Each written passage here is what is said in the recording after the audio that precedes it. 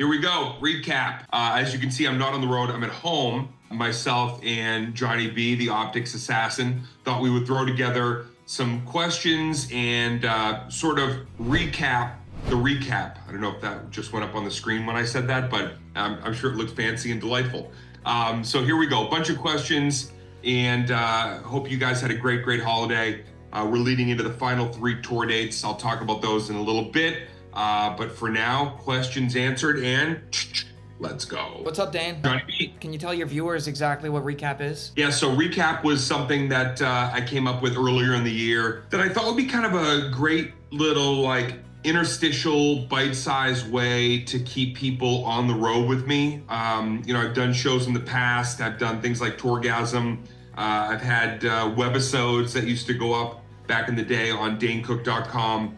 And I really just thought, hey, you know what? If we can do something that shows people what's happening out on the road and this influx of not only 3 generations of comedy fans, but what is to come and what we've been building up to in 2025, I thought what better way to do that than a weekly recap, sharing all those pivotal moments. And so now here we are about a dozen episodes in, and people seem to like the recap. Question is, what is my favorite episode of recap? I feel like every single episode has grabbed something of value. I'll probably just go with the first one because that was the launch episode. We did it in Vegas. We really had no idea what we were doing, and yet we both captured a little bit of static electricity in a bottle. I don't know if it was lightning, but it really felt like we were onto something. And I know both Johnny, myself, across the board from the fans to the people behind the scenes, everybody wanted recap to really pack a punch. And I feel like, yeah, we came out with a few little jabs, and now here we are, we're coming out swinging. What city had the most impact, especially with the fans? Because I think what I'm seeing is a real call to arms with my fans, but especially comedy fans. Comedy's back in a big way. Comedy feels dangerous again. Comedy feels pivotal. Comedy feels like it's the place where you can go into a room and hear something daring and sometimes twisted and irreverent. So for all those reasons, I feel like across the United States, especially, we're seeing comedy celebrated and kind of like lifted back up to its peak potential elevation. Atlanta really blew me away. I really felt like that show, maybe it was just the placement along the tour, but it felt like that show and that night, we turned a corner. And ever since then, the shows feel like they're almost becoming such a can't miss piece of real estate that what people are saying to me before I even get to town is blowing me away, because people are already caught up watching recap episodes. And now the build up to the show feels like there's even more anticipation. And that just makes the entire night more exciting for me on stage, and then for the people walking through those doors to see something that they're expecting is going to be in the never been done before business. Above it all, just went on to my, we call it a new YouTube channel. It's sort of been sitting dormant for a lot of years. I don't think I realized how I wanted to conversate with my fans over there. And so through recap episodes, through working with Johnny B and us kind of trying to build out this little echo base network of comedy and philosophy and opinion and fun, I think it's just in a very short time, it's shown me that you don't have to wait for somebody else to invite you into their hub.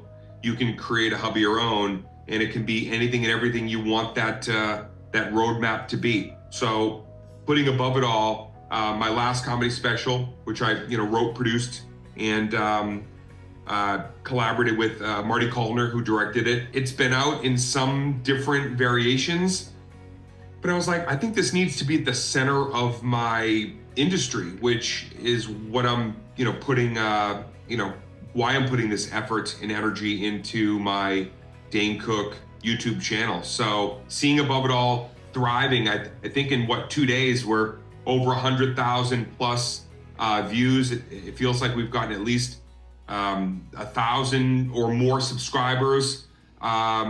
it's again, we're at the beginning and we're going to learn things and we're going to do things better, but we're also hopefully going to impact now YouTube in a way that nobody has seen before. And I look forward to working alongside my creative collaborators on finding what those things can be and where we can really shine. People kept asking me, why would you want to film Above It All on your front porch?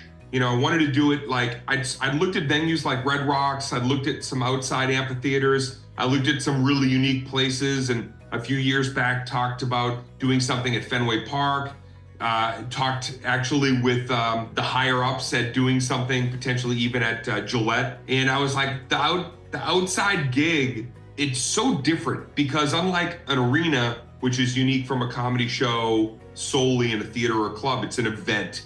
It's like this giant circus around you. Something about outside gigs, there's something sort of dreamy and a little whimsical, dare I even say romantic about it. And I knew that the material sort of like crashed against some of the, you know, that sort of glamorous identity of the show. So thematically, I was like, I've got a show that's got some ideas and some routines that are sort of, you know, hard lefts, hard rights, you know, sort of a wild ride. So I thought, what better place to bring people in and sort of have it be like a relaxed environment against that sort of material, darker, edgier material, than my front porch. And where that came up, you know, for me, it was 13 years ago. I sat on my porch one night and I looked out at the yard and I was like, man, I'd love to put a few hundred people here. And if we could even fit some more, and then share some stories from my front porch. And the last thing I'll say about that was there was a gentleman who used to write for the Boston Herald, and he wrote an early review of me sometime around 1991. And his perspective was, Dane Cook reminds me of warm summer nights where neighbors would gather on one common stoop and everybody would sort of have at it. Bus chops, do impersonations. There was always one person sort of like holding court, you know, telling the funny stories of the neighborhood. And he identified that I sort of had that relationship with my fans, but also my stage presence and persona. So all those things combined felt like it would be the right place. Above It All seemed like the right title. Here I am above it all, you know, up in the Hollywood Hills. In conjunction with that, never letting the some of these negative moments, some of these deterring themes actually keep me away from the one thing that I love doing, which is entertaining people and moving forward. I'm a person who constantly wants to challenge myself to go forward, and I like challenges. I like competitiveness. I want to win. I love winning.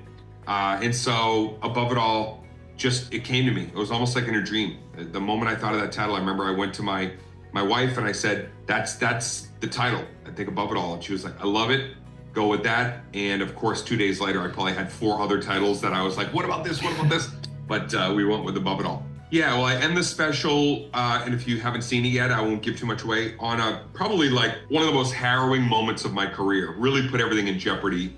And it's a funny story, but it wasn't as funny at the time because it really was disheartening and probably where I felt at my most weak and vulnerable and definitely lost in terms of what I thought I was bringing to comedy and what comedy was answering. The answer to my hopes and needs and requests, but really to young people, anybody who's holding on to this idea of like, man, I want my dreams to come true.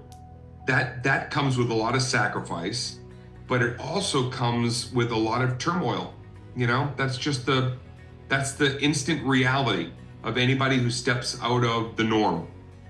Any time you, it's like quite simply saying, I'm gonna journey in a direction that I've never journeyed before. Well, you're gonna hit weather that you didn't expect, and you don't have the right stuff with you. You don't have the right boots for the snow. You don't have the right coat for the rain. You're like, oh damn, I didn't expect this. That's what going for your dream is all about. You're gonna run into things that are like full stop, making you feel like you can't go any further. So to anybody who sees the bit, a young person who's trying to figure out like, how can I get, my participation trophy in the thing that I love? Well, you can endure, and you can know that the other side of enduring massive obstacles is the destination. It lies beyond those hardships, and you don't seem to know it till you're past it. So maybe if you're in the moment, you're hearing me now, you'll go, oh wait, maybe maybe this is part of it. Maybe this is the Empire Strikes Back dark middle moment before I become the hero of my own adventure. Yeah, comedy landscape. What would I do differently? Well, I will tell you, I would do what I was just lucky enough to discover early, which is don't not grow with your audience. I didn't want to be a character or some facade. I wanted to be able to, in real time, be whoever I was at that age, at that moment in my life. I'm seeing a lot of comics today, even some comics that are more of note, and they're sort of being derivative. They're doing what they did before, and some of them are doing it to their detriment because it didn't really work the way they wanted it to the last time. So it's like, oh wow, you've become more efficient in the thing that keeps you, not propelling forward. So I would say be willing to change and explore and go inward and be introspective more a lot of the time. Work on a routine, build the routine out, but the moment you feel yourself starting to change. Go with it. Don't try to be one-dimensional, two-dimensional, whatever it is. Like, don't try to be this persona that all it's doing is insulating you into an avenue that might not even really ultimately long-term be even interesting to you. So every single time you get up there, bring something brand new, something that you might have just identified about yourself to that performance, that moment in real time. Don't be false. Try to get away from being false as quickly as possible. If you've changed, change your act. If you've learned something, go back and build off of that, upgrade it. You can still change the material to whatever it is that you think reflects who you are now, but I'm seeing it a lot. It's kind of this strange thing. It's almost like some people trying to hold on to the past instead of letting the trials and tribulations accentuate a newer version of themselves now. So don't ever think that trying something brand new and incorporating something fresh is going to put you behind. If anything, that's going to move you forward. The only thing that's going to keep you back there is trying to recapture something that already happened back there. You always have the greatest advice, man. So we got 3 more dates left, dude. 3 more dates, Yeah. 1 more episode. Where are we gonna be? 3 more dates. We got Toronto, we got Denver, and we got Phoenix. Of course, DaneCook.com has the tickets, or Live Nation, Ticketmaster. It's been a thrill working with them on both Perfectly Shattered Tour and then Fresh New Flavor. I got some big surprises in store for 2025. Yes, there will be more tour dates. There will be a lot of tour dates. And then if you stay close, there's gonna be a couple of drops, in regards to some new films and even a TV situation that is coming together pretty rapidly. And maybe by the time we get to this, the end of this year, Johnny, we'll be talking about something brand new that you and I are putting together as well. But I got to shout you out because I wouldn't be here without Johnny B behind the camera right here. His link is always in our descriptions. We have been working, and when we say tirelessly, we mean tirelessly. We have been working tirelessly on creating content and episodes. I never used to like when people would say, please like, please share, please subscribe. I used to think it was kind of cheesy. I didn't quite get it. And now I really understand. If you guys want the network to grow, if you want the channel to remain, and if anything becomes something that we can pour more of our heart and soul into, anything you're willing to do to help us to fulfill that, we would appreciate. And the last thing I'll say is, back in the day when I first had my first social media page, I would go to my fans, I'd say, I can't do it without you as my street team. I meant it then, I mean it now. The fans, the now global fans, the stronger you are in helping us to create these, these episodes and clips and interstitials or whatever it may be, the closer you stay with us and help us to expand upon that, the more we can provide in content for you. So it is certainly a group effort, and we wouldn't be here making this episode now without the fans right there having supported us since day one. Can't wait to share the year-end episode with you guys. And then please stay close, join the mailing list, join Bands in Town, subscribe here, whatever you need to do to stay close so that we can entertain you well beyond 2025. All right, man, it was good talking to you, and I'll see you on the road. Thanks, bud.